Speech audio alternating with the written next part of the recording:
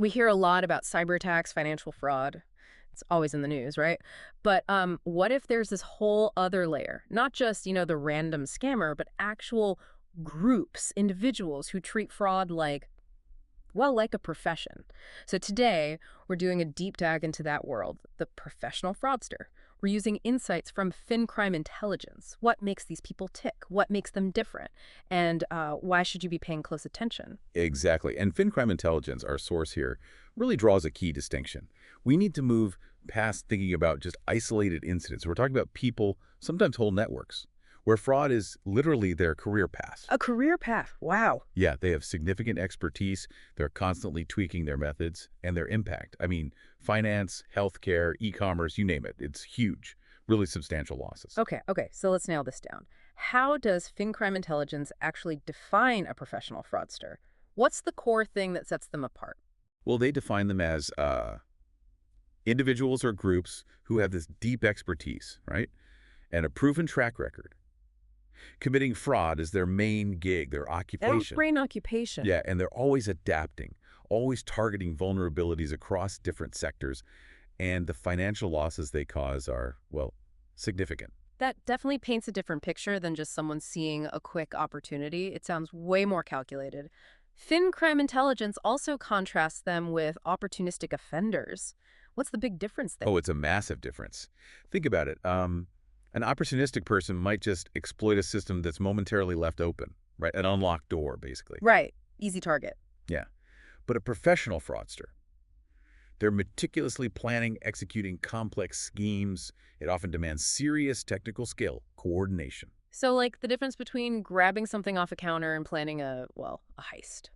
Exactly. That's a great analogy. It's about the sophistication, the intent, the whole setup. Okay, got it. So it's that level of planning and skill.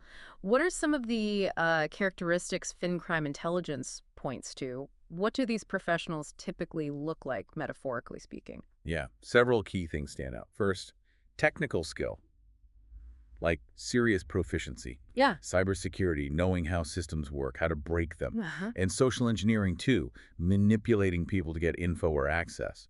Plus, often a really deep grasp of the financial systems they're attacking. And this isn't just book smarts, right? They're putting this into practice. Oh, absolutely. They usually have access to and actively use a whole suite of illicit tools. Like what kind of tools? Things like malware, to get inside systems, phishing kits for stealing passwords and logins, synthetic identities. Synthetic identities. We should maybe unpack that a bit more later. Sounds tricky. It is. It's combining real and fake data to create brand new fraudulent identities. Hmm. And of course, data they buy off the dark web.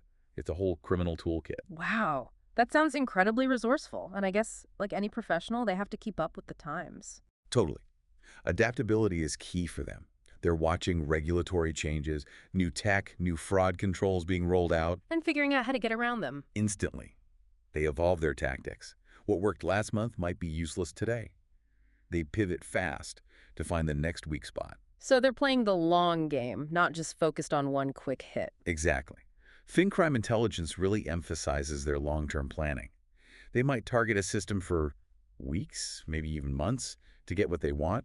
They're patient, strategic. And presumably they're pretty good at hiding what they're doing. Oh yeah, low visibility is vital. Right. They often use intermediaries, mules, sometimes unwitting people to move money or perform actions, Uh-huh. and layered transactions, making the money trail incredibly complex, often crossing borders, so it's almost impossible to trace back to them. It really does sound almost like running a business, but, an illegal one. That's actually a spot-on way to put it.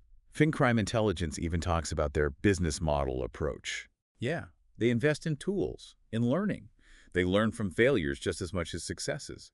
They constantly refine their methods to be more efficient, more profitable, and, crucially, lower risk for themselves. Okay, so if that's their approach, what are the actual methods? What kind of fraud types does FinCrime Intelligence see these professionals using most often? Well, a really big one is business email compromise, BEC. That's where they impersonate someone legitimate, like a CEO or a vendor, via email. To trick an employee into sending money or data? Exactly. Very common, very damaging. Then there's account takeover, getting into existing accounts, often using things like credential stuffing. Right, using those big lists of stolen passwords to try everywhere. Precisely. And then there's synthetic identity fraud, which you mentioned. Yeah, tell us more about why that's such a headache.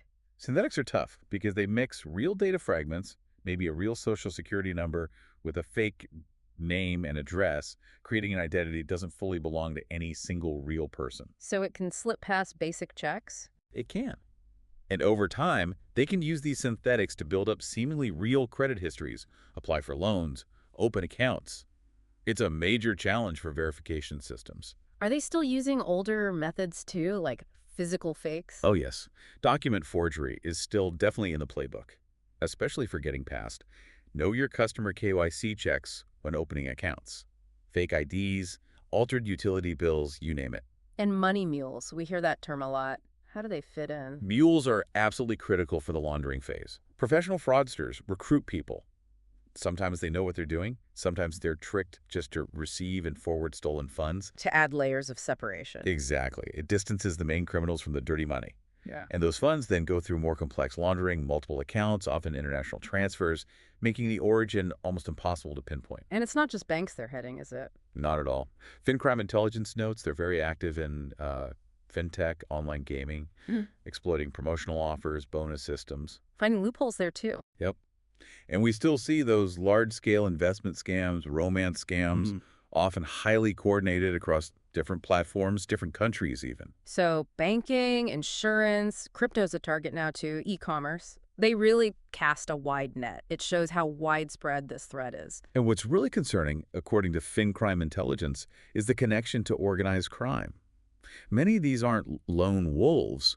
They're part of bigger transnational criminal groups. Structured like actual organizations? Often, yes. Yeah. Like businesses almost, with different units specializing in different things. Like divisions of labor.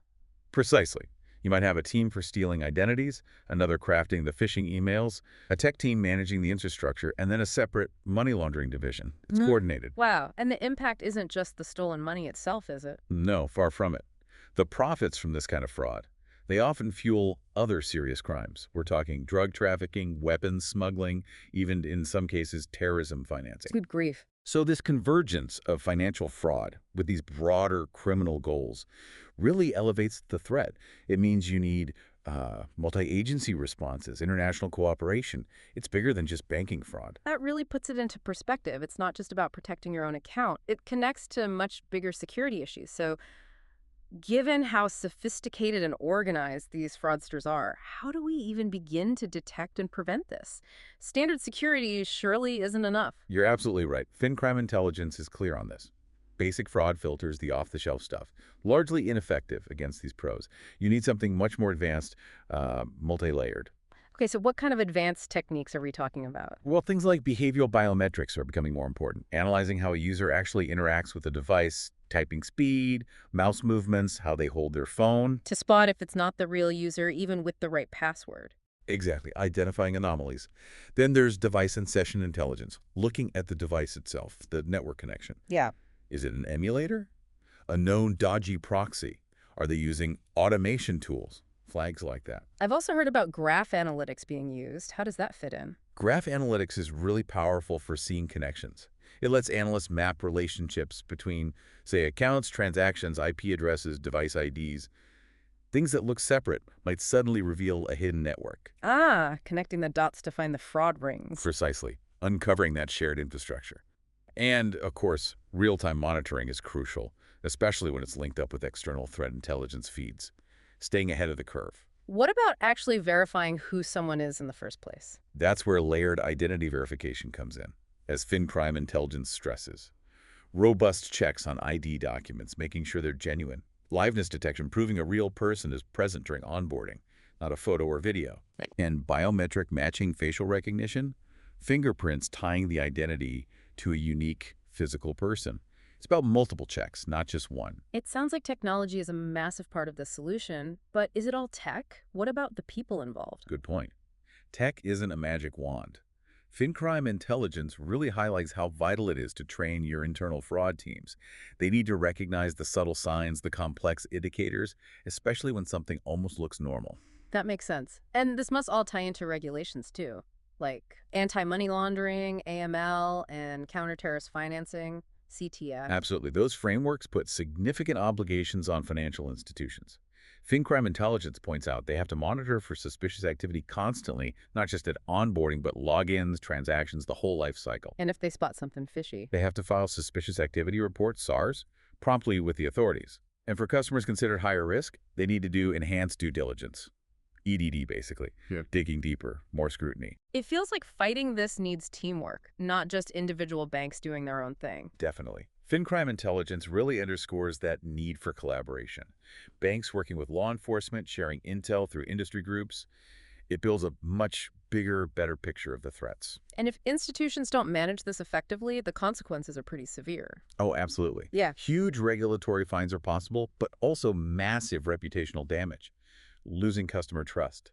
That can be devastating. Okay, so wrapping up this deep dive, looking at FinCrime Intelligence's view, what's the main message people should take away about these professional fraudsters? I think the core takeaway is that this is a persistent, adaptable, and genuinely dangerous threat. Mm. Their technical skill, their criminal drive, their ability to change tactics, it means they can often get around even good defenses. So vigilance isn't enough on its own. No.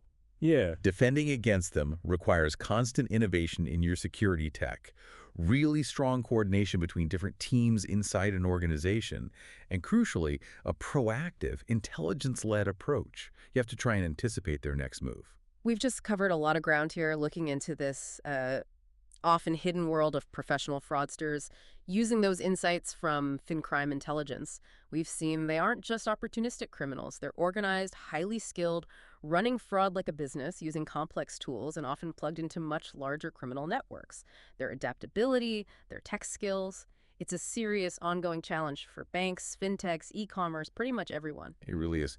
And maybe a final thought for you listening. Think about the unseen infrastructure behind all this, the networks, the systems that make these large-scale frauds possible. You have to wonder, what other systems, maybe ones that seem totally legitimate, could be unknowingly exploited or connected into this darker side of finance? It just shows how interconnected everything is and why that vigilance, that constant need to stay ahead is so incredibly important.